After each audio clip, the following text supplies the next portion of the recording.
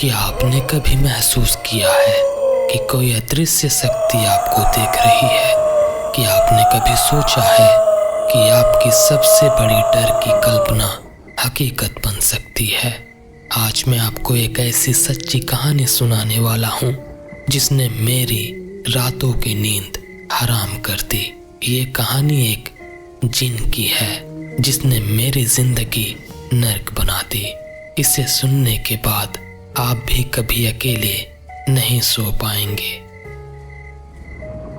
चलिए कहानी को शुरू करते हैं। ये बात कुछ साल पहले की है, जब मेरी नई नौकरी लगी थी। शहर से दूर एक छोटा सा गांव में मुझे एक पुराने बड़े घर में रहने की व्यवस्था मिली। घर थोड़ा डरावना था, लेकिन किराया कम था और मेरे पास और कोई विकल्प नहीं था। शुरुआत में सब कुछ ठीक था। दिन में तो घर शांत और सुंदर लगता था, लेकिन जैसे ही शाम होती थी एक अजीब सी उदासी छा जाती। पहले तो मुझे लगा कि ये सिर्फ मेरी कल्पना है। कभी कभी मुझे फुसफुसाहट सुनाई देती थी, जैसे कोई मेरे कानों में कुछ कह रहा हो, पर शब्द समझ नहीं आते थे। कभी कभी रसोई से बर्तन के खड़खड़ाने की आवाज़ आती, जबकि वहाँ कोई नहीं होता। मैं इसे पुराने बिल्डर की आवाज़ मानकर टाल देता था, लेकिन फिर चीजें और भयानक होने लगी। रातों को मेरे कमरे का दरवाज़ा अपने आप खुल जाता और मुझे लगता कि जैसे कोई साया मेरे बिस्तर के पास से गुजर रहा हो। मेरे सामान अपने आप अपनी जगह से हट जाते थे। एक रात तो हद हो गई। मैं सो रहा था और मुझे लगा कि जैसे कोई मेरे सीने पर बैठा है। मेरी आंखें खुली तो कमरे में भयानक ठंड थी और एक गहरा काला साया मेरे ऊपर झुका हुआ था। मैं चीखना चाहता था, पर आवाज नहीं निकली। वो साया धीरे धीरे मेरे पास आया और मेरे कान में कुछ ऐसा फुसफुसाया जो आज भी मुझे याद है। ये घर मेरा है, तुम यहाँ नहीं रह सकते हो। मेरी हिम्मत टूट गई। मैं गांव के सबसे बुजुर्ग व्यक्ति बाबा रामदास के पास गया। उन्होंने मेरी बात ध्यान से सुनी और फिर एक गहरी सांस ली। बोला, बेटा, तुम जिस घर में हो वो एक शक्तिशाली जिन का अड्डा है। सदियों से वे वहीं रहता है और वो किसी को वहाँ चैन से रहने नहीं देता।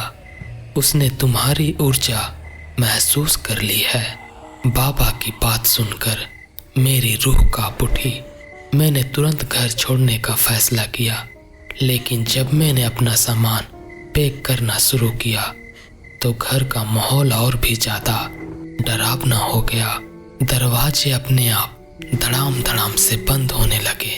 खिड़कियों के शीशे तेज हवाओं के झोंके से बजने लगे, जबकि बाहर हवा बिल्कुल नहीं थी। मेरे फोन में नेटवर्क चला गया। मैं जैसे ही घर से बाहर निकलने की कोशिश करता, मुझे लगता जैसे कोई अदृश्य दीवार मुझे रोक रही हो। उस रात जिन ने मुझे अकेला नहीं छोड़ा। मैंने अपनी आंखों से एक काली धुंधली आकृति को अपने सामने देखा। उसकी आंखें लाल अंगारों की तरह जल रही थी। उसने मुझे जमीन पर ढकेल दिया और मेरे गले पर अपना अदृश्य हाथ रख दिया। मुझे लगा मेरी सांसें रुक जाएगी। मैंने अपनी पूरी ताकत लगाई और ईश्वर का नाम लेना शुरू किया। जैसे ही मैंने नाम लिया, वो आकृति चीख के साथ गायब हो गई और मैं जैसे तैसे घर से भाग निकला। आज भी मैं जब उस घर की तरफ देखता हूँ तो मेरी रीढ़ की हड्डी में सनसनाहट दौड़ जाती है। मैंने वह घर छोड़ दिया, लेकिन वो भयानक अनुभव आज भी मेरे साथ है। क्या वो जिन अभी भी वहीं है या उसने मेरा पीछा नहीं छोड़ा?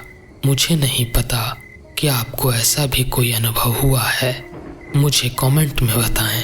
अगर आपको यह कहानी पसंद आई, आप ऐसे ही कहानी और डरावनी कहानियाँ सुनने के लिए हमारे इस चैनल से जुड़ें, क्योंकि दुनिया में ऐसी कई अनसुनी कहानियाँ जो आपको अंदर तक डरा देगी। दोस्तों, मिलते हैं अगली कहानी में। तब तक के लिए अपना ध्यान रखें। हर हर महादेव।